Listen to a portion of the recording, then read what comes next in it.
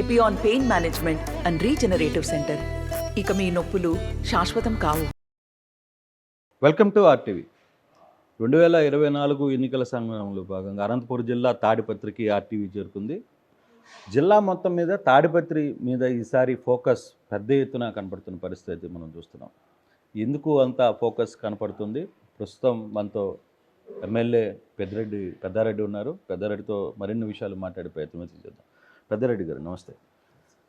ఏంటి ఈసారి రెండోసారి మళ్ళీ జేసీ బ్రదర్స్ని వాళ్ళ వారసుల్ని తో తలబడుతున్నారు, ఎలా ఉంది సార్?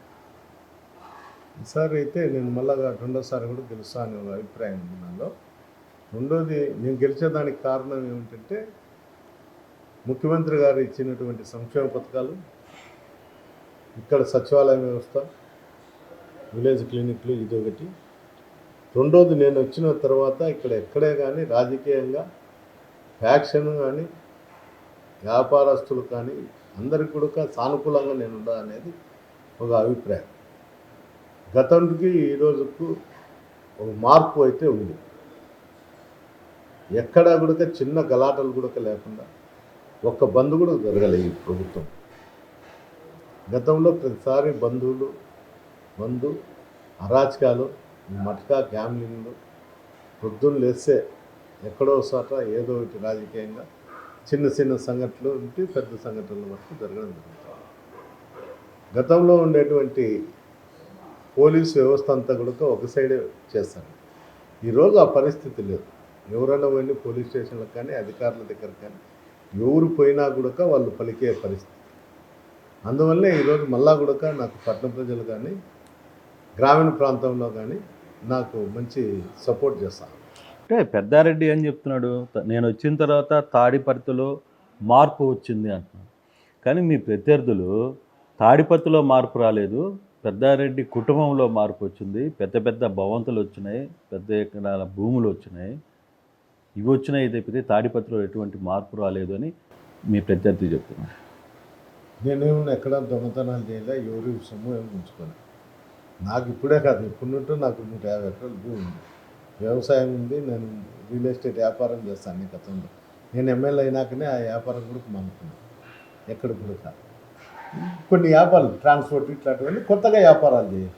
దాంట్లో వచ్చిన దాంట్లో నేను కట్టుకునే తప్ప ఎవరితో గుంచుకొని ఎవరితో కమిషన్లు తీసుకొని నేనేం చేయను. అట్లాంటి ఏందన్నా కూడా నేను ఓపెన్ చేయాలని, ఎవరన్నా నాకు ఇచ్చినా అని చెప్పి కానీ ఇంకోటి చెప్తే నేను ఓపెన్ చేయాలి. తాడిపత్రిలో మీ ప్రత్యర్థులు చేసే ఆరోపణలకు మీరు స్టిల్ అదే మాట మీద ఉన్నారా? ఓపెన్ ఛాలెంజ్కి ఓపెన్ ఛాలెంజ్ ఆడనే చర్చకైనా నేను సిద్ధంగా ఉన్నాను. చర్చ కూర్చునే నాకైతే అభ్యంతరం లేదు. డెవలప్మెంట్ పైన కావచ్చు, నేను చేసేటువంటి ఎలాంటి ఏదన్నా ఉన్నా కూడా ఓపెన్ చేయాలి. మరి అదే విషయం మీద వాళ్ళు సిద్ధంగా ఉన్నారా అనేది ఎప్పుడైనా మీరు మాట్లాడారా? ఒక వేదిక ద్వారా 10 సార్లు చెప్పింటా, విలేకరుల సమావేశంలో చెప్పినా, నేను ఎప్పుడన్నా ప్రెస్ మీట్లు పెట్టినప్పుడు కానీ లేకపోతే మీటింగ్లు పెట్టినప్పుడు కూడా ఓపెన్ ఛాలెంజ్ చెప్పి, నువ్వు చేసిన ఆరోపణల పైన నువ్వు స్టాండ్గా నేను చెప్పేదానిపై నేను స్టాండ్ అవుతాను. ఇప్పుడు నిన్న కూడా నామినేషన్లప్పుడు కూడా చెప్పిన, నువ్వేందో మున్సిపాలిటీకి నేనేందో అడ్డంకి పడతాడా, డెవలప్మెంట్ కంటాడో దానిపైన చర్చకు నువ్వు సిద్ధమని అడిగాను. ఇక్కడే దర్గా సాక్షిగానే ఇక్కడే కూర్చుందాం, ఇక్కడే మాట్లాడదాము, ఓపెన్ డిబేట్. సో ఇంకో 10 రోజుల్లో కూడా ఆ చర్చ జరిగిన సిద్ధమే. ఎప్పుడు జరిగినా దాంట్లో ఎలాంటి కాంప్రమైజ్ లేదు, ఎలాంటిది లేదు.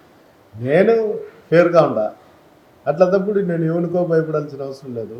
పబ్లిక్ సమాధానం చెప్పాల్సిన అవసరం వచ్చినప్పుడు నేను పబ్లిక్ సమాధానం చెప్పే సిద్ధంగా ఉండా. నేనేం చాట్ వేసుకొని ఇంకోటి వేసుకొని నేను పోయేదానికి కాదు, నా మనస్తత్వం కూడా కాదు.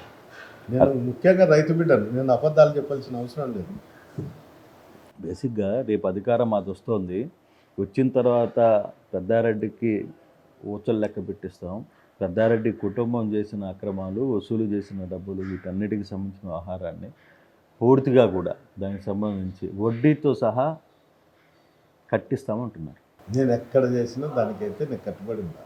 నేనేమో స్క్రాప్ వ్యాపారాలు చేయలేదు. దొంగ లారీలు, దొంగ బస్సులు తీసుకొచ్చి ఎక్కడనో నాగాల్యాండ్ నుండి తీసుకొచ్చి నేను అమ్మిండేది లేదు. BS3 BS4 కేవలం దానికి సంబంధించిన ఇన్సూరెన్స్ కూడా ఫేక్ చేశారు.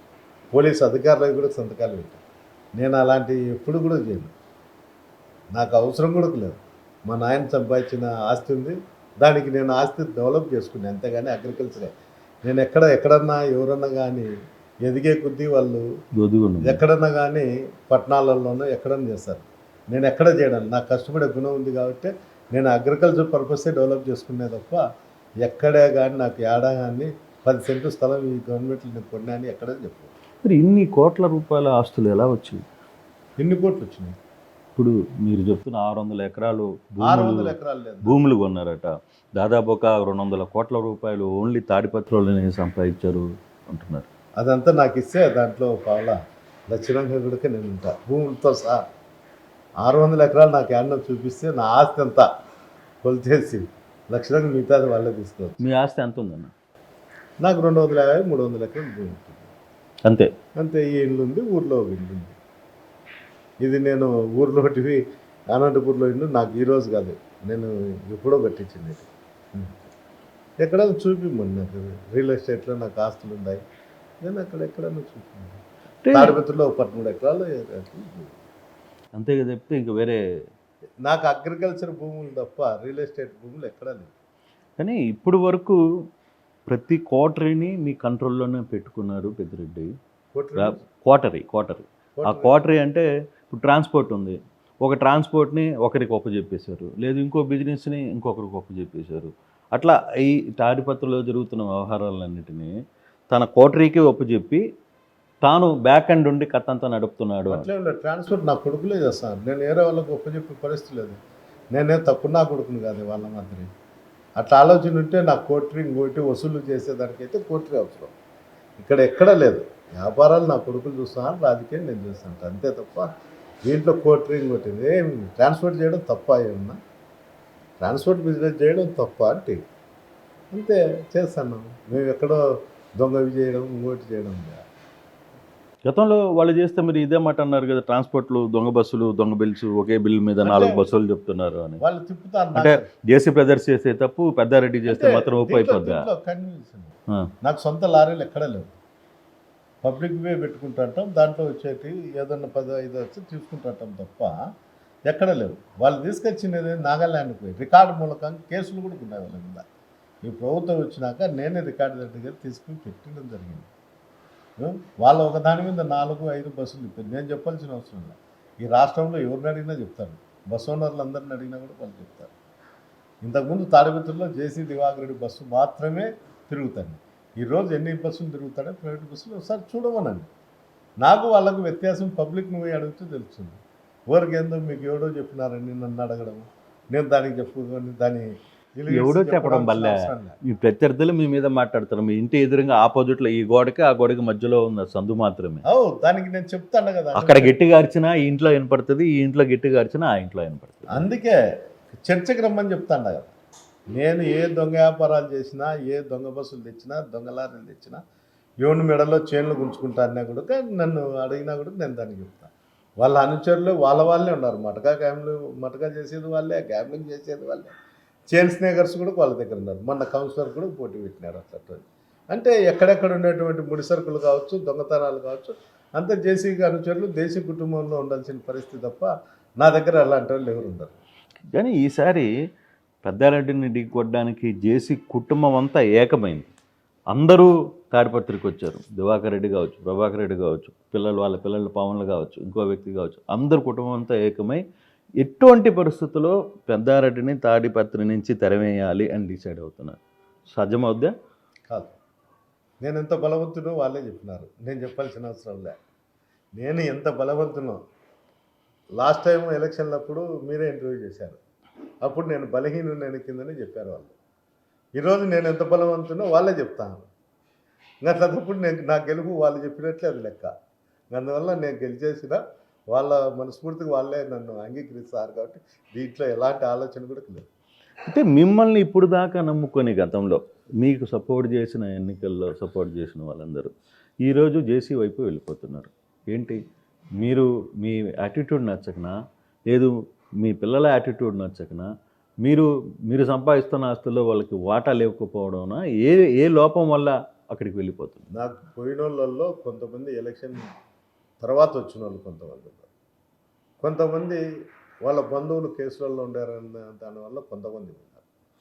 కొంతమంది ఈడుంటే మేము పంచాయతీలు అక్రమంగా పంచాయతీలు చేయలేము, మా వ్యాపారాలు తప్ప రెండోటి మేము చేయలేకున్నాము, ఎవరిని గుంజుకోలేకున్నాం, పంచాయతీలు చేయలేకున్నాం, ఎవరికి డబ్బులు ఎగరగొట్టుకోలేకున్నాం, అవతలకు పోతే అసాంఘిక కార్యక్రమాలకు అన్ని దానిలకు అడ్డాగా ఉంటాడు అయిపోతే అని అటుకున్నారు. ఇంకోటి కూడా ఉంది, ఆరోగ్యరీత్యా ప్రభాకర్ అన్నకు ఆరోగ్యరీత్యా బాగలేదు, ఏదైనా జరిగితే ఆ కోట అంతా మా స్వాధీనం చేసుకుంటుందనే దీంట్లో కూడా పోయినారు. దీంట్లో ఎలాంటి సందేహం లేదు. ప్రజల్లో కూడా ఉంది ఆ ఆలోచన. వీళ్ళంతా ఇట్లాంటి వాళ్ళంతా ఆడ చేరుతారే, పెద్దాడన్న బాగా కంట్రోల్ చేసినాడు ఇన్ని రోజులు, వీళ్ళు ఈ నచ్చక, ఈయన ప్రజల మీద పడేది నచ్చక వాళ్ళంతా అవతలు చేరినారు. పెద్ద ఆయనకు ఆరోగ్యం బాగాలేదు కాబట్టి ఏదైనా అకస్మాత్తుగా 2 సంవత్సరాలకు 3 సంవత్సరాలు ఏదైనా జరిగితే ఆ కోట్రీనంతా మేము ఆక్యుపై చేసుకోవాలని ఒక ఆలోచనతో పోయినారనేది తప్ప ఎవరికి కూడా వేరే విధంగా ఈ తాడిపత్రిలో వాళ్ళకి పోయిన దానివల్ల ఎవరికి నష్టం లేదు. ఒకవేళ అయిపోక లాభం ఉంది కానీ నాకైతే నష్టం లేదు. అదే గతంలో వాళ్ళు మీకు మేలు చేసిన వాళ్ళే కదా, మీ ఏం గెలుపుకి చేసింటారు? మీ గెలుపుకి కృషి చేసిన వాళ్ళే నాకు కదా. వాళ్ళు ఏం చేసింటారో ఏముందో నాకు తెలిసింటుంది, అది ప్రజలకు తెలిసింటుంది, నాకు తెలిసింటుంది. ఒకసారి వాళ్ళని కూడా కాలేజ్ చేయాలి, మేము ఎంతవరకు చేసినాము ఆయనకి అనేది వాళ్ళు కూడా కాలేజ్. వాళ్ళు ఇప్పుడు దాకా రేపు అటు పోవడం వల్ల ఆ బలగం పెరిగే పరిస్థితి ఏం లేదా? ఏంది, మీరు పోయి వాళ్ళ ఇంటి చుట్టూ అడగండి, ఏదో సాటుందో ఉమ్, వాళ్ళ ఇంటి చుట్టూ ఉండే షాపులలో కానీ ఉమ్. అక్కడ ఉండే ప్రజలను అడగండి, వీళ్ళు పోయినారే, వీళ్ళ వల్ల బలం ఎంత పోయింది ఏం కథ. అంటే అదంతా స్క్రాప్ అంటారు మీరు. నేను ఎప్పుడో చెప్పిన, ఓ స్క్రాప్ ఓనర్కు మిగతా స్క్రాప్ పోయి చేరింది అని ఎప్పుడో చెప్పిన. నేను ఈరోజు చెప్పాల్సిన అవసరం, వాళ్ళు ప్రజలు లేకపోతే ప్రజలు ఏమడుగుతారు, వాళ్ళు నోరు దుబారని అయితే అడగలేకుండారు, కొంత సాఫ్ట్ నేచర్ ఉండేవనైతే ఇటుంటే అవతల ఇంటికి పోయినావే, ఎంతగా అమ్మడిపోయినావు, ఏమి నువ్వు అమ్మడిపోతే అయిపోయిందే, మేమంతా నీకు సహకరించాలి కదా అని ప్రజలే చెప్తారు. నేను చెప్పేది తెలియదు, ఈరోజు వాళ్ళే చెప్తాను, వాళ్ళు తిరగలేని పరిస్థితి. కానీ పెద్దారెడ్డి గెలిస్తే తాడిపత్రిలో మరో ఫ్యాక్షనిజం వస్తుంది అని గతంలో పెద్ద ఎత్తున ఉదరగొట్టారు మీ ప్రత్యర్థులు. అటువంటి పరిస్థితి ఇక్కడేమి కనపడటం లేదు. కానీ ఎలా దీన్ని అధిగమించగలిగారు, ఈ ఫ్యాక్షన్ని ఎలా మీరు ఆపగలిగారు ఇక్కడ? అంటే ఇక్కడ ఒకప్పుడు ఫ్యాక్షన్ రాజకీయాలతో చాలా కుటుంబాలు నలిగిపోయినాయి. దీనికి అందరికీ కారణం జేసీ కుటుంబం. వాళ్ళు ఎంతసేపు ఉన్నా ఇక్కడ డెవలప్మెంట్ జరగకూడదు, ఏది ఏమైనా కూడా అణగదొక్కుంటేనే ప్రజలు మా దగ్గరకు వస్తారని ఒక ఆలోచనతో ఇక్కడ నియంత పాలన జరుగుతుంది. అటువంటి ఈరోజు ప్రజాస్వామ్యం వైపు తిప్పాం. అంటే ఎవరైనా స్వేచ్ఛగా ఏ పార్టీకైనా ఎవరికైనా ఎక్కడైనా ఎవరైనా చేసుకోవచ్చు. ఇక్కడ ఎవరు దౌర్జన్యాలు చేసేవాళ్ళు లేరు. ఫ్యాక్షన్ రాజకీయాలకు స్వస్తి చెప్పండి అని నేను పబ్లిక్ మీటింగ్లలో ఎన్నిసార్లు చెప్పిన. ఈరోజు రాజకీయ హత్య ఎక్కడ కూడా జరగలేదు, కాన్సెన్స్లో ఎక్కడ కూడా రాజకీయంగా గలాటలు కూడా లేవు. అన్నట్టు చిన్న విషయస్ తప్ప ఎక్కడ లేవు. మిగతాటి ఏందన్నా ఎక్కడన్నా హత్య జరిగింది అది అంటే ఫ్యామిలీ సోర్సెస్ తప్ప. కానీ మీరు అటువంటిది పబ్లిక్లో ఎక్కడ కూడా హత్యా రాజకీయాలని ఆపగలిగారు, కానీ మీరు మాత్రం వాళ్ళ ఇంటి మీదకి దాడి చేసే పరిస్థితికి వెళ్ళిపోయారు. దాడి చేసేకి నేను పోలేదే, మాట్లాడకపోయినా. మాట్లాడడానికి అంతమందితో పోతారా? ఎంతమంది విన్నాం? 10 మంది విన్నాం. 10 మంది? ఆ సీసీ కెమెరాలో 100 మంది కనపడుతున్నారు. చూడండి, అయితే చేతుల్లో కర్రలు బరిసెలు పట్టుకొని పోతారా? కర్ర అది పొరపాటును. కర్రలు మా చేతిలో ఎక్కడా లేవు. కర్రలు మీరు కావాలంటే సీసీటీవీలో చూడండి, ఎక్కడా లేవు. మాట్లాడడానికి అట్టపోతారా? అంటే ఎవరి అంటే పలకరింపు, చుట్టరకం పలకరింపు పోయినట్టు కాదు, ఏదన్నా కానీ ఒక దానిపైన చర్చకు కానీ ఇంకో దానికి కానీ పోయింటాము. అంతకుమించి అది గలాట కానీ ఎట్లా అనుకుంటారు? మేము ఎవరిని కొట్టలేదు, వాళ్ళ ఇంట్లోకి పోయి కొట్టినాము. నిజంగా అక్కడ అవతల వ్యక్తులు కానీ ఉండేటప్పుడు మీ పరిస్థితి ఏంటి? ఉన్నారు కదా, 15-20 మంది ఉన్నారు కదా. పిల్లలు ఎవరో ఉన్నారు, మిమ్మల్ని చూసి భయపడిపోయినారు. అదే జేసీ ప్రభాకర్ రెడ్డి, దివాకర్ రెడ్డి వచ్చింది, కూర్చోబెట్టి ఆయన రాబిదాడి ఎమ్మెల్యే గారు వచ్చినారు, గౌరవం కూర్చోబెట్టి డిస్కషన్ చేసింది. అది ఎట్లుంటుంది అనేది ఊహించుకోకూడదు, ఒకరు విధంగా ఊహించుకుంటారంట. అట్లా ఊహించుకోవాల్సిన అవసరం ఏముంది ఏంటి? అసలు నిజంగా ఆ రోజు ఎందుకు పోవాల్సి వచ్చిందో చెప్పండి. ఊర్లు మాట్లాడడానికే లేదు, ఏంద్రా మీ కథ అసలు తేల్చాలని అనుకున్నావా? గతంలో జరిగిన మీరు పడ్డ ఇబ్బందుల్ని ఈ అధికారం వచ్చింది, మన దగ్గర పవర్ ఉంది కాబట్టి మనం ఏదైనా చేయగలం అనుకుని వెళ్ళారా? నేను అట్లా చేయాలనుకుంటే ఈరోజు తెలుగుదేశం పార్టీలో ఏ కార్యకర్త నాయకుడు కూడా వాళ్ళ ఇంటి దగ్గర ఉండే పరిస్థితి కూడా ఉండదు.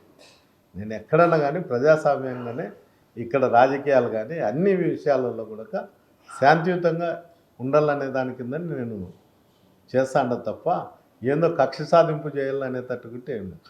మా వర్గానికన్నా ఎక్కువ వాళ్ళ వర్గంలో ఉండేటువంటి వాళ్ళే బాగా సంపాదించుకున్నారు ఈ ప్రభుత్వం. నువ్వు పోయి వాళ్ళని అడుగు, నేను చెప్తా కాబట్టి. ఆ పేర్లు చెప్తావా ఎవరెవరు సంపాదించుకున్నారా? నువ్వు వాళ్ళ దగ్గరకు పోవు, ఎవడోడు రియల్ ఎస్టేట్ చేస్తాడో వాళ్ళందరిని అడుగు, నేను కూడా చెప్తా. మీకు సపోర్ట్ దాంట్లో ఏమైనా పర్సంటేజ్ మనకి ఏమన్నా ఉందో లేదో వాళ్ళని అడుగుంటే నా అనుచరులు ఏం కాదు కదా, వాళ్ళ అనుచరులే కదా. సార్, లోపాయకరంగా జేసీ బ్రదర్స్ సంబంధించిన వ్యాపారస్తులందరూ కూడా మీకు మద్దతు తెలిపే పరిస్థితి ఉందా? ఎట్లుంటుంది, వాళ్ళ వర్గం వాళ్ళు మా వర్గం వాళ్ళది. వ్యాపారాల్లో వాళ్ళు నాకు లోపాయకరంగా బాగా ఉంటే రాజకీయంగా కూడా అతను పత్రం కొడతాడు, అంతే. అది లేకపోతే అతను స్ట్రెస్ కొడతాడు. ఇది అది ప్రభాకర్ నన్ను అడిగితే చెప్తాడు అతను, వాళ్ళు నాకు లోపాయకరంగా చేస్తానో లేకపోతే డైరెక్ట్గా చేస్తానో ఆయన్ని అడగండి చెప్తాడు. తాడిపత్రిలో ఈ గతంలో వ్యాపారస్తులు కానీ కొంత ఇష్యూస్ ఉంటాయి, కానీ ఈసారి వ్యాపారస్తులు మన పరిస్థితులు ఏంటి అంటే ఏం చెప్తారు? నాకైతే వాళ్ళు నాకు పరోక్షంగా కానీ నాకు మద్దతు తెలుపుతారని అనుకుంటాను. ఏంటంటే ఇక్కడ ఎలాంటి సిచ్యువేషన్ గతంలో కన్నా ఈ ఈ ప్రభుత్వం వచ్చిన తర్వాత అలాంటి సిచ్యువేషన్ లేదు కాబట్టి అందరూ కూడా ఒక మనశ్శాంతిగా ఉన్నారు కాబట్టి నాకు మద్దతు తెలుపుతారని ఇక్కడ ఉండేటువంటి ప్రజలు కానీ వ్యాపార సంస్థలు కానీ అన్ని విషయాల్లో నాకు మద్దతు ఉంటుందనేది నేను. 100 పడకల హాస్పిటల్ 25 సంవత్సరాల గతంలో తాడిపత్రిలో కావచ్చు, కొంత కొన్ని కుటుంబాలు ఇటు పాలించిన కానీ ఎవరూ చేయలేని పరిస్థితిని ఈరోజు ఆ అభివృద్ధి హాస్పిటల్ పెద్దారెడ్డి పట్టుబట్టి సాధించాడు. దీని వెనకాల ఒక ప్లాన్ ఏమన్నా ఉందా? అంటే ఫ్యూచర్లో ఈ తాడిపత్రిని మన కంట్రోల్ దాటకుండా పోవడానికి ఇదొక హాస్పిటల్ని అడ్డం పెట్టుకుని మనం ఏమైనా చేయాలి? అదేం కాదు, కానీ ఇక్కడ గతంలో కాంగ్రెస్ ప్రభుత్వంలో కూడా హాస్పిటల్ వచ్చినది క్యాన్సిల్ చేయించారు. మళ్ళా కూడా అలాంటి పరిస్థితి ఎప్పుడన్నా కానీ ఏర్పడితే రాజకీయాల్లో ఏదన్నా భిన్న అభిప్రాయాలతో భిన్నంగా ఏదైనా జరిగితే దాన్ని సగంలోనే నిలబెడతారు జేసీ సోదరులు అనే ఒక ఆలోచనతో దాన్ని పట్టుబెట్టి దాన్ని నేనే లీడ్ తీసుకొని లాస్ట్ 3 నెలల కిందట దాన్ని అంతా కంప్లీట్ చేసి ఓపెన్ చేయడం జరిగింది. అంటే ఇక్కడ ఎప్పుడు కూడా డెవలప్మెంట్ పోయిన వాళ్ళ కుటుంబం అనేది ఎప్పుడు కూడా లేదు. ఏదన్నా ఉన్నా కూడా అది నామకావస్థి చేయడం, దాన్ని శిథిలావస్థలో పెట్టుకోవడం, ఇది దాని అభిప్రాయం కూడా వాళ్ళ అభిప్రాయం. ఎందుకు నేను ఉదాహరణకు డిగ్రీ కాలేజ్ ఇక్కడ నుండి ఎన్నో 2 గుర్తులేదు అంటే మీరు గట్టి లేదా పాలిటెక్నిక్ కాలేజ్ అని వాళ్ళు అడగచ్చు. నేను ఈరోజు అటు ఆర్టీసీ బస్సే ఇచ్చాను. డిగ్రీ కాలేజ్ ఆటో నగర్ ఎదురు కట్టారు, ఈరోజు శిథిలావస్థలో ఉంది ఆ బిల్డింగ్ కూడా. మీరు పోయి చూడండి. అంటే ఒక ఏదన్నా కానీ వ్యవస్థలో ఒక ఏదైనా కానీ పిల్లలకు విద్యా విషయంలో కానీ ఇంకోటి దాంట్లో ఒక డెవలప్ చేసేటప్పుడు దూరంలో దానికి అకామిడేషన్ కూడా కుదిరేది, అది చేసి మనం ప్రయోజనం కూడా ఉండదు. సో ఆ యాంగిల్లోనే ఈ డెవలప్మెంట్స్, ఈ ప్రభుత్వ ఆసుపత్రి అనేది నిజంగా రేపు ఎన్నికల్లో పెద్దారెడ్డికి ఒక అసెట్ లాగా నిలబడుతుంది. అంటే ఇక్కడ 100 బెడ్ హాస్పిటల్ అనేది ఇక్కడ ప్రజల కళ, అది ఎప్పటి నుంటో. ఇక్కడ ప్రతిరోజు 800 నుండి 1200 వరకు ఓపీనే ఉంటుంది. అలాంటి హాస్పిటల్లో ఎలాంటి సౌకర్యాలు లేకుండా ఇబ్బందికరమైన పరిస్థితి ఉన్నప్పుడు 100 బెడ్ హాస్పిటల్ ఉంటే దానికి ఈ చుట్టుపక్కల ప్రాంతాలకు కూడా కొంత సపోర్ట్ కూడా. అందులో చుట్టుపక్కల ప్రాంతాలు అంటే ఏదన్నా పెద్దగా డిసీజ్ వచ్చి రావచ్చు, కానీ చిన్న దానికంతా విలేజ్ క్లినిక్లే ఉన్నాయి. విలేజ్ క్లినిక్ నేను స్లమ్లలో కూడా ఇంతకుముందు కూడా 1-2 హాస్పిటల్లో మళ్ళీ నేను కూడా చేసిన దానిపైన ఆపేదానికి కూడా ఆయన ప్రయత్నం చేశాను. ఏది ఏమైనా కూడా తాడిపత్రిలో అభివృద్ధి నోచుకోకూడదు, ఏదన్నా మంచి కానీ చెడ్డ కానీ మేమే చేయాలనే అభిప్రాయం వాళ్ళలో ఉండదు. ఇతరులు చేస్తే వాళ్ళకి పాపం ఏంటికో అది ఇబ్బందికరమైన పరిస్థితి. అందులో నేను వచ్చినాక వాళ్ళు డైజెషన్ కావడం లేదు. అంటే మీరు ప్రతిరోజు వాళ్ళ కల్లోకి వస్తున్నారా? కల్లోకి వస్తారనే దానికన్నా ఇంత బలమైన ప్రత్యర్థిగా తయారవుతారనేది వాళ్ళు ఆలోచన చేయలేదు. అంతే. ఈరోజు నేను మీరే చెప్పారు, వాళ్ళ కుటుంబం సభ్యులంతా కూడా ఎక్కడెక్కడ ఉండే వాళ్ళంతా కూడా వచ్చి నిన్ను ఓడించే దానికోసం ప్రయత్నం చేస్తున్నారని మీరే చెప్తున్నారు. అది గ్రామంలో మీరు విచారించుంటారు కూడా ఇటుకు వచ్చేటప్పుడు ఎవరినన్నా. అంటే ఈరోజు నేను వాళ్ళకన్నా బలమైన ప్రత్యర్థిగానే తయారైన, బలమైన వ్యక్తిగా ఒక శక్తిగానే తయారైన. అది జగనన్న ఆశీస్సులో నా మీద ఉండేటి, దీంట్లో ఎలాంటి సందేహం కూడా లేదు. అలాంటప్పుడే ఇలాంటి వాళ్ళంతా ఏకమై ఈ రోజు కూడా వాళ్ళు గెలుస్తామో ఓడతామని అసలు చాలా బాధాకరంగా కూడా ఉన్నారు. ప్రతిరోజు ఏ నిర్ణయం తీసుకోవాలా ఏం కథ అనేది. అంటే పెద్దారెడ్డి అధికారంలోకి వచ్చిన తర్వాత సెకండ్ క్యాడర్ని పట్టించుకోలేదు. కాంట్రాక్టులు కావచ్చు, చిన్న చిన్న వర్క్స్ కావచ్చు, మొత్తం కూడా తను మాత్రమే చేయాలి, తను మాత్రమే తినాలి అనే దిశలోనే చాలామంది తాను నమ్ముకున్న సెకండ్ క్యాడర్ బయటికి వెళ్ళిపోయింది. అంటే ఏమంటారు? నా దగ్గర నుండి పోయినది ముగ్గురు ఉన్నారు. ఒకరు బామార్ది ప్రభాకర్ రెడ్డి BS3 BS4 కేసులలో ఉన్నారని ఒక ఆయన పోయినారు. ఇద్దరు పోయిండేది వాళ్ళ స్వలాభం కోసం పోయినారు అంతే. క్యాడర్ ఎవరు పోలేదు. క్యాడర్ ఎవరు పోలేదు. కానీ మరి చేరికలు టౌన్లో ప్రతిరోజు టీడీపీలో విపరీతంగా చేరికలు కనపడుతున్నాయి. అది మీకు ఇంపాక్ట్ కనపడడం లేదా? కనరాలేదు. ఎందుకంటే నా దగ్గర ఉండేది స్వచ్ఛమైన కార్యకర్తలు. పోయిండేదంతా స్క్రాపే. పోయిందనుకుంటే నేను వాళ్ళు తిరగలేని పరిస్థితి ఎక్కడన్నా కానీ. మీరు పోయి అడగండి, ఈ ముగ్గురు నలుగురు పోయిన దాని వల్ల ఏ విధమైనటువంటి పార్టీకి లాభం నష్టం అనేది అది ప్రభాకర్ రెడ్డిని అడిగినా చెప్తాడు. అవసరం నిమిత్తము టెంపో కోసం నేను వాళ్ళని చేర్చుకునే తప్ప వీళ్ళతో నేను లాభపడతా అనేది ఎప్పటికీ లేదు అనేది అది వాళ్ళకి తెలుసు. వాళ్ళకి తెలుసు.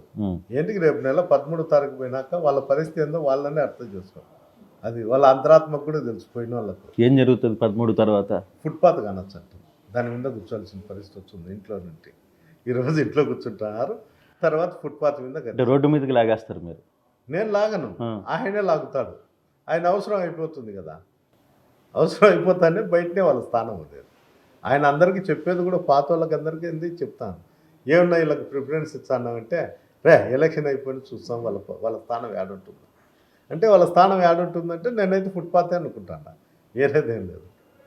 సో మెంటల్గా మీకు అక్కడ ఏం జరగబోతుందని ఒక అవగాహన ఉంది. లేకుండా ఎట్టుకుంటుంది. ప్రత్యర్థి రాజకీయాల్లో ప్రత్యర్థి చేసేటువంటి వ్యక్తులకు దానిపైన ఉండేటువంటి శక్తులకు తిరిగి మనం ఏ విధంగా ప్రొటెక్ట్ కావాలనే ఆలోచన అయితే ప్రతి నాయకుడిలో ఉంటుంది. కానీ పెద్దారెడ్డి ఎన్నికలకు ముందు నేను మాట్లాడిన పెద్దారెడ్డికి ఇప్పుడు ఈ 4 సంవత్సరాల తర్వాత మాట్లాడుతున్న పెద్దారెడ్డికి చాలా తేడా కనపడుతుంది. ఒకప్పుడు పెద్దారెడ్డి పెద్ద రాజకీయాల గురించి పెద్దగా మాట్లాడేవాడు కాదు. తన వర్గం, తాను పడ్డ ఇబ్బందులు, తాను చేయాలనుకున్న పనుల గురించే మాట్లాడాడు. కానీ ఈరోజు చాలా మార్పు వచ్చింది. ఏంటి కారణం? ఇక్కడ ఉన్నటువంటి పరిస్థితులు, ఇక్కడ ఉన్నటువంటి దాని యొక్క ఇది దాన్నంతా ఆలోచన చేసుకొని ఇక్కడ అంటే ఏంటికంటే వాళ్ళు 30 సంవత్సరాల్లో తాడిపత్రి కాన్స్టిట్యున్సీలో ఎమ్మెల్యేలుగా, ఎంపీగా, మున్సిపల్ చైర్మన్గా ఉన్నారు. దీన్ని ఎదుర్కోవాలంటే వాళ్ళ యొక్క ఆలోచన గురించి మనం కూడా నడుచుకోవాలి. వాళ్ళ ఆలోచన గురించి నేను నడుచుకుంటాను కాబట్టి వాళ్ళకన్నా నేను బలమైన ప్రత్యర్థినైనా, అంతే. వాళ్ళ దృష్టిలో నేను బలమైన వ్యక్తినైనా. సో అంటే ఇప్పుడు వరకు జరుగుతున్న ఈ వ్యవస్థ మొత్తం కూడా ఒకప్పుడు జేసీ ఫ్యామిలీ ఉండింది, అప్పుడు కొంత ఫ్యాక్షన్ జరిగింది, మీ కుటుంబం ఆ ఫ్యాక్షన్లో ఇబ్బందులు పడ్డారు, మీరు జైలుకి వెళ్ళిన పరిస్థితి ఉంది. ఆ ఇబ్బంది మిగతా కుటుంబాలు పడకూడదు అనే ఉద్దేశంతోనే ఈ 5 సంవత్సరాల్లో ఫ్యాక్షన్ని మీరు ఎంకరేజ్ చేయలేదు? నేను ఎప్పుడు ఎంకరేజ్ చేయను ఫ్యాక్షన్, ఇప్పుడే కాదు కానీ మాకు ఉన్నప్పుడు కూడా నేను ఎప్పుడు ఎంకరేజ్ చేశాను. కొన్ని సందర్భాల్లో ఇంకా ఉనికి కోల్పోయేటప్పుడు ఆ గ్రామస్తులు మేము ఊరిచ్చే పరిస్థితి అని ఆలోచన చేసినప్పుడు వాళ్ళ ఆలోచనల ప్రకారం పొమ్మని చెప్పడం తప్ప మనం చేసేది ఏం లేదు. కానీ మీ మీ మీ మీ మీ మీ జరిగిన ఫ్యాక్షన్స్లో చాలామంది మీ పక్కన కాళ్ళు పోగొట్టుకున్న వాళ్ళు, చేతులు పోగొట్టుకున్న వాళ్ళు, చాలా ఫ్యామిలీస్ ఇబ్బందులు పడిన పరిస్థితి ఉంది. ఈరోజు ఈ అధికారంలో ఈ 4 సంవత్సరాల్లో వాళ్ళని ఏ రోజైనా కాపాడుకున్న పరిస్థితి ఉందా పెద్దారెడ్డి? కాపాడుకున్నా వాళ్ళు బాగుండారు కూడా తెలియదు. నేనైతే దానికి చెప్పగలుగుతాను. వాళ్ళంతా ఫ్యాక్షన్ వైపు పోకోకుండా వాళ్ళ పిల్లల్ని మంచి చదువులు చదివించుకుంటూ ఉద్యోగాలు చేయించుకుంటూ లక్షణంగా ఉన్నారు. పెద్దారెడ్డి గడప గడపకు ఇంటికి వెళ్తున్నాడు, ప్రతి దగ్గరికి ఉదయం లేస్తే ఏదో మార్నింగ్ ఒక ప్రోగ్రాం పెట్టుకుంటున్నాడు. అయితే కేవలం సంక్షేమ పథకాల మీదనే ప్రభుత్వం ఇస్తున్న సంక్షేమ పథకాలను బేస్ చేసుకుని నీకు ఇవి వచ్చాయా అవి తప్పితే తాడిపత్రికి సంబంధించి పెద్దారెడ్డి చేసిన మార్క్ ఏంటి అంటే ఏం చెప్తారు? నేను ఎమ్మెల్యే అయిన తర్వాత ప్రతి గ్రామంలో గడప గడప కాదు, గడప గడప ప్రభుత్వం చెప్పక ముందు కూడా నేను తిరిగాను. సంక్షేమ పథకాల గురించి చెప్తూ ఆ గ్రామంలో ఉండేటువంటి సమస్యలపైన తీసుకొని సాధ్యమైనంత వరకు ప్రభుత్వంతో ఏ విధంగా మనం తీర్చగలుగుతామో అవన్నీ తీర్చగలిగి అంతేకాదు నేను గడప గడప చేసిన పాదయాత్ర చేసిన ప్రతి మండలంలో కూడా దాదాపు 25-30 పంచాయతీలు ఉంటే 25 పంచాయతీలు ఒక 4-5 పంచాయతీలు తప్ప ప్రతి గ్రామంలో తిరిగినాం. ఆ గ్రామంలోకి పోయినప్పుడు మేము అప్పుడు ఎమ్మెల్యేగా ఉన్నాం, ప్రోటోకాల్ కూడా కుట్టాం. అధికారులు అందరూ వస్తారు సాయంత్రానికి అక్కడ ఇచ్చినటువంటి అర్జీలు కానీ అక్కడ ఉండేటువంటి సమస్యల పైన అధికారులతో డిస్కషన్ చేసి దాన్ని మళ్ళీ ఫాలోఅప్ చేస్తాం. అంటే 2-3 రోజుల్లో దాన్ని సాల్వ్ అయ్యేటివన్నీ ఒక లిస్ట్ అవుట్ చేసి మళ్ళీ వాళ్ళు నాతో డిస్కషన్ చేయాలి. కానీ పక్కన పెట్టేసి ఏవైతే చేయగలుగుతాం మండల పరిధిలో కానీ జిల్లా పరిధిలో కానీ అయ్యేటివన్నీ కూడా ఇమీడియట్లీ ఇవన్నీ 4-5 రోజుల్లో చేయొచ్చు అని చెప్పి అధికారులు మనతో మాట్లాడినప్పుడు ఆ 4-5 రోజుల పైన అయ్యేటివన్నీ పక్కన పెట్టి అవన్నీ చేయమని చెప్పి ఇమీడియట్లీ మిగతాటివి కూడా ప్రయత్నం చేసినాం. చాలా వరకు మేము సాల్వ్ చేసినాం. ఇంకోటి ఏమంటే 30 ఏళ్ళ రాజకీయ జీవితంలో జేసీ కుటుంబం వాళ్ళు ఎప్పుడు ఓటు అడిగిన పాపాన కూడా కాదు. ఏదో మూతవారు రైతులను లేకపోతే ఆ గ్రామంలో వాళ్ళ వర్గానికి సంబంధించిన వాళ్ళు చెట్టు కింద కూర్చొని 4 కూర్చొని చెప్పి వచ్చేవాళ్ళు. నేను వచ్చినాకనే ఈ ముఖ చిత్రం అంతా మారిపోయింది, రాజకీయ ముఖ చిత్రం అంతా. అంటే ప్రభుత్వం మమ్మల్ని చేయమనేది కాకుండా నేను వ్యక్తిగతంగా కూడా కాదు. ప్రతి గడపకు మార్నింగ్ నేను టౌన్ లేకపోతే అనుకో ఏమన్నా శానిటరీ వస్తుందా లేదా, నీళ్ళు వస్తుందా లేదా, ఏం పరిస్థితి ఏం కథ, ఏమన్నా స్కీమ్లు వస్తుందా లేదా, ఎవరైనా వాలంటీర్లు మీ పైన ఏదన్నా అసభ్యంగా ఏమన్నా ప్రవర్తిస్తున్నారా, సచివాలయంలో ఏమన్నది ఏదన్నా ఉంటే మా ఆఫీస్కి రండి అని ఈ విధంగా నేను టౌన్లో తిరుగుతూనే ఉంటాను. ఇప్పుడు సార్ నాకు అప్పినప్పుడల్లా 1 గంట మార్నింగ్ టైమే 1 గంట గంటన్నర అట్లా వీధిలోకి పోయి అట్లా ఇట్లా తిరిగి మాట్లాడతాను. ఇది నేను తిరిగి చేయబట్టినా కాబట్టి వాళ్ళ కోటల్లో ఈరోజు బలమైన వ్యక్తిగా నేను ఉండా. లేకపోతే అందరూ కొంతమంది ఎమ్మెల్యేలకు ఆ అవకాశం ఉండకపోవచ్చు, అక్కడ ఉండే పరిస్థితుల వల్ల వాళ్ళు చేయకుండా. నాకైతే ఈడ ఉండేది ఎంతసేపు ఉండే మనం రాజకీయంగానే వాళ్ళని ఎదుర్కోవాలో, రాజకీయంగానే ఇబ్బంది పెట్టాలనే ఒక ఆలోచనతో మనం ఎదుగుతేనే ప్రత్యర్థి తగ్గి ఉంటాడు అనే ఆలోచనతోనే మనం పనిచేసినాం తప్ప వేరే ఉద్దేశంతో కానీ నేను ఇంకా లేకపోతే మాకేం అవసరం కూడా లేదు. రేపు నిజంగా మీ ప్రత్యర్థి మీ మీద విజయం సాధిస్తే పెద్దారెడ్డి తాడిపత్రి నుంచి ఈ సిటీ నుంచి వదిలేసి ఊర్లోకి వెళ్ళిపోతాడా లేకపోతే బెంగళూరుకి వెళ్తాడా? నేను ఎక్కడ పోవాల్సిన అవసరం లేదు. ఇంత ఇల్లు కట్టుకునే లక్షణంగా ఇక్కడనే ఉంటా. అసలు వాళ్ళు విజయం సాధిస్తారని ఎట్లనికి ఏమన్నా కలగనొచ్చు. ఎప్పుడన్నా నేను కూడా కలగంటా అంటారు ఎవరైనా కానీ. సామాన్యంగా ఒక వ్యక్తి రాత్రులు ఊహించుకుంటా అంటాడు, ఇది జరిగింటే ఎట్లా బాగుందో, ఇది జరగకపోతే ఎట్లా బాగుందో, ఆ రోజు నేను వాళ్ళతో పార్ట్నర్షిప్ ఉన్నా అట్లే ఉండింటే ఈరోజు కోటీశ్వరుని అయింది, అటువంటి డివైడ్ ఈయనతో వచ్చి నాకు ఈ దరిద్రం అంతా నాకు పెట్టుకుంది. రకరకాల భిన్నాభిప్రాయాలతో ఉంటారు.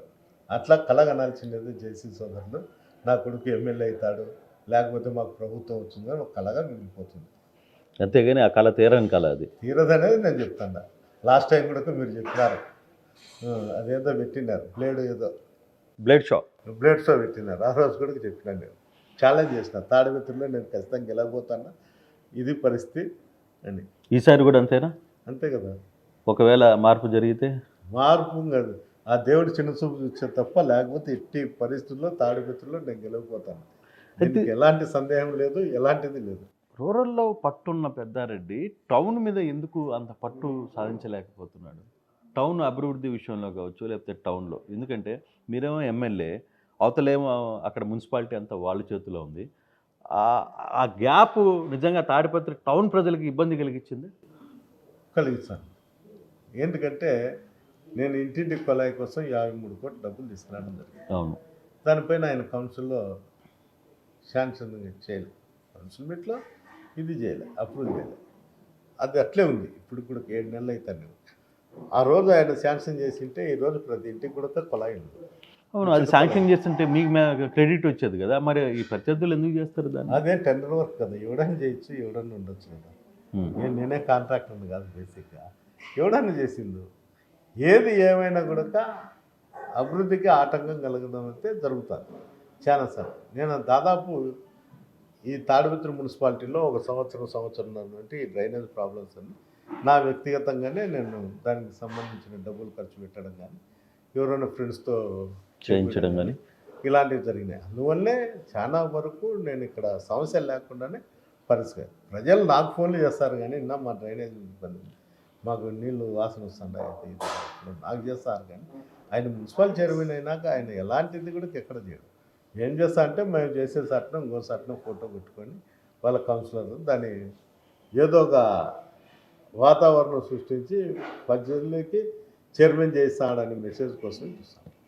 అది ఒక రకంగా మీకు మైనస్ కదా? అంటే అన్నీ చూసాను మన కొళ్ళకు దాని గురించి ఈ సోషల్ మీడియా ఉంది కదా అని అదంటే అది పెడితే బయట వాళ్ళు ఏమైనా అగ్రీ చేయొచ్చాం కానీ లోకల్లో నీకు తెలుసు అంటుంది ఎవరు చేస్తాను ఏం కదా.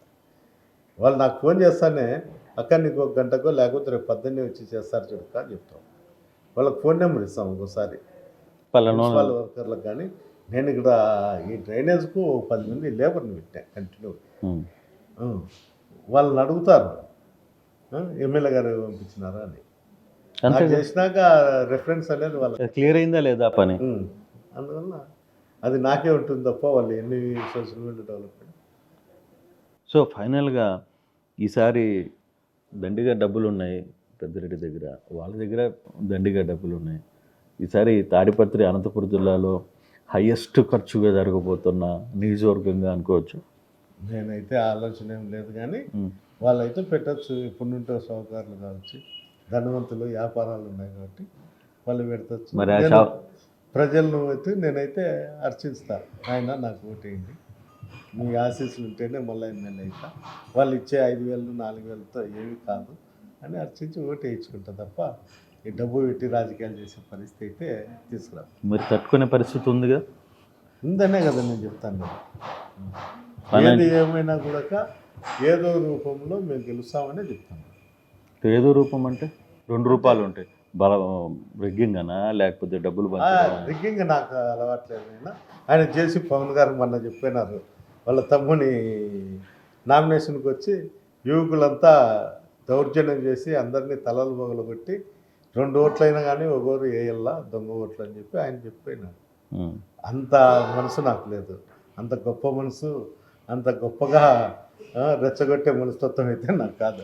అది చేసి కుటుంబానికి అది పేడు వాళ్ళకు, అది ఒక గ్రేట్ మార్క్ వాళ్ళకి హక్కు. అది రెచ్చగొట్టి హత్యలు చేయించేది, దొమ్మిలు చేయించేది వాళ్ళకు ఒక అది రైట్స్ ఉన్నాయి వాళ్ళకు. నాకైతే ఆ రైట్స్ లేదు. పెద్దిరెడ్డి ఎందుకో కొంచెం డల్ అయినట్టుగా కనిపిస్తుంది. గతంలో ఉన్న స్పీడు ఇప్పుడు తగ్గిందా ఈ 4 సంవత్సరాలు, లేకపోతే మార్పు వచ్చిందా? నాలో ఎప్పుడో మార్పు వచ్చింది. మార్పు వచ్చిందుకొని ఈరోజు తాడిపత్రిని ఈ విధంగా చూడగలుగుతాను. నాకు అసలు అవసరం కూడా లేదు దీనిపైన. నేను పెద్దగా వాణి మీద పడి దోచుకోవాల్సిన అవసరం లేదు. వ్యవసాయంలో 4 కోట్లు 3 కోట్లు డబ్బులు వస్తున్నాయంటే అదేదో కిటుకు మిగతా రైతులు కూడా చెప్తే బాగుంటుంది. నాకు ఎక్కువ భూమి విస్తీర్ణం ఉంది అంటే అంతే, ఏరేదేం కాదు కానీ ఎక్కువ ఇస్తుంది. అందరూ రైతులకు వస్తుంది. ఇప్పుడు ధాన్యం వల్ల 3 ఎకరాలు నన్ను కూడా ₹1 కోటి వస్తుంది, 70 లక్షలు వస్తుంది. దాని గురించి అదే నాకు వచ్చే అమౌంట్ చిన్నదైనా చెప్పగలుగుతాను నేను. ఎందుకంటే నాకు ఈ మధ్యకాలంలో ఎక్కువ పొలిటికల్ పైనే దృష్టి పెడతాను కాబట్టి తగ్గింది వస్తుంది. లేకపోతే కొంచెం నాకు ఇంతకుముందు బనానా పెడతానే, గ్రేప్ పెడతానే, చిన్న చెట్లు కొత్త వరకు ఉంటాయి. ఈ కమర్షియల్ క్రాప్లలో ఎట్లుంటుందంటే 1 ఇయర్కే దాని ఈల్డింగ్ కూడా వస్తుంది, విపరీతమైన డబ్బు వచ్చింది. ఈ స్వీట్ ఆరెంజ్లో లేట్గా 5 ఇయర్స్కి వస్తుంది, తక్కువ డబ్బు వస్తుంది. అంతే తేడా. ఇప్పుడుకి అప్పటికి ఉండేది. ఇప్పుడు పని చేయలేం కాబట్టి స్వీట్ ఆరెంజ్ పెట్టుకున్నాం, తక్కువ అమౌంట్ వస్తుంది. ఆ రోజు బనానా ఉన్నది, దానిమ్మ ఉన్నది, ఇవన్నీ రకరకాల పంటలతో, గ్రేప్ ఉన్నది, అన్నీ ఉన్నాయి. అందువల్ల రకరకాల పంటలతో డబ్బు వస్తుంది. భూమి విస్తీర్ణం ఉంది కాబట్టి.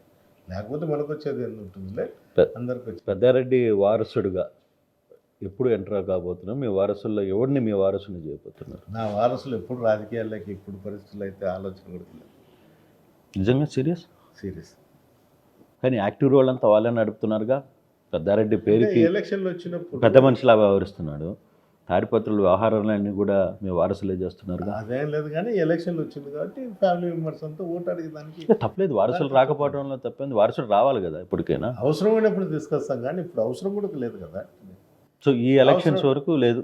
ఈ ఎలక్షన్కి ఉంటుందో మళ్ళీ ఎలక్షన్కి ఉండదో అది వేరు. కానీ ఆ అవసరం నిమిత్తం వచ్చినప్పుడు తప్పదన్నప్పుడు ఎవరినో అడిగి తెచ్చాం, కూర్చొని మాట్లాడుకోవడమే తప్ప. దాంట్లో ఏముంది?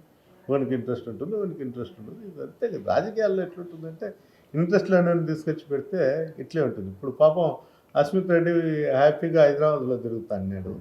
వీకెండ్ వచ్చేవాడు, శనివారం ఆదివారం ఓడిపోయినాక ఫుల్ ఇన్ఛార్జ్ ఏమైనా లేదు. వాళ్ళ ఆయనే కదా అంత రాజకీయాల్లో. మళ్ళీ పట్టకొచ్చి ఇక్కడ కట్టేసినారు, నువ్వైతే ఎట్లా అట్లా ఉండరా అని. అబ్బాయి అయితే నాకు వద్దో ముర్రు అంటే, లేదు నువ్వు రాజకీయ వారసుని, నాకు ఆరోగ్యం బాగాలేదు ఏందని అయితే అట్లా. నాకు ఆ పరిస్థితి వచ్చినప్పుడు కావాలంటే ఆలోచించారు రాజకీయ వారసు. కానీ ఇద్దరిలో మీ ఇద్దరు వారసుల్లో ఎవరికి పొలిటికల్ ఇంట్రెస్ట్ ఎక్కువ ఉంది?